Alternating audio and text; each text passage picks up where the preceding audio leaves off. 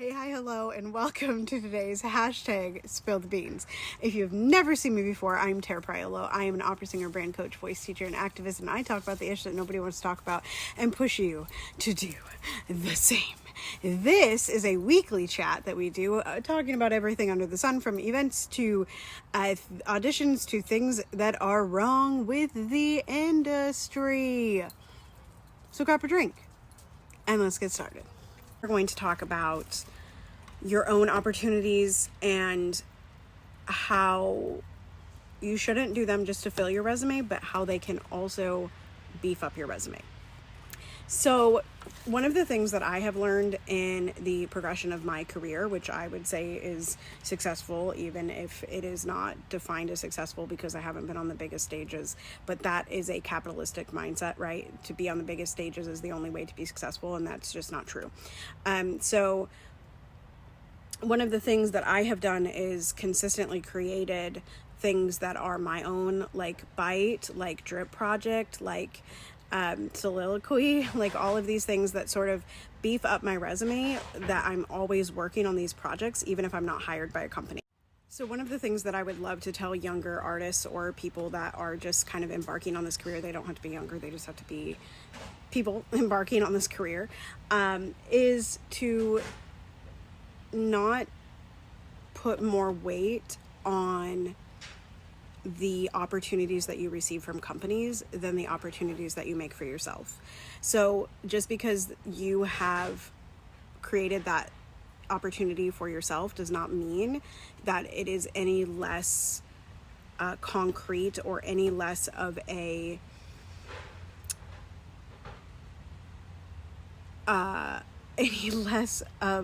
I'm sorry, y'all, I had a migraine this morning, so my brain is like very slow to doing this. Any less of a qualifier to your resume. One of the things that doing your own or creating your own opportunities or producing your own things shows companies is that you have an understanding of the admin and the marketing and the wherewithal of their projects. And so oftentimes, if you are hired by a company, you will be also used as whatever your strength is in the creation of your own opportunities. So it is a win-win to create your own opportunities, because not only does it show that you have a lot of artistic intention and creative intention, but also that you are responsible enough to do all of the other things that relate to producing something, which is a vast amount of work, and we should not forget how much work that is as artists. And creating your own opportunities can also mean that you are being more artistically fulfilled. And if you are posting online in particular, or performing in your local community quite frequently, you could be scouted by those companies at those events. Essentially, it is part of that company getting to know you as a whole artist, instead of just that 3, 4, 5, 6 minutes in the audition room. So again, it is a win-win. And I think where people get stuck, I think there's a couple places that people get stuck in the creation of their own products. One, they don't trust that their thoughts and their wants are enough. And two, I think they struggle to go from the inception of the idea to the completion of the idea to the marketing of the idea. So oftentimes people are creating and we don't even know about it because they're not ever sharing it with the world.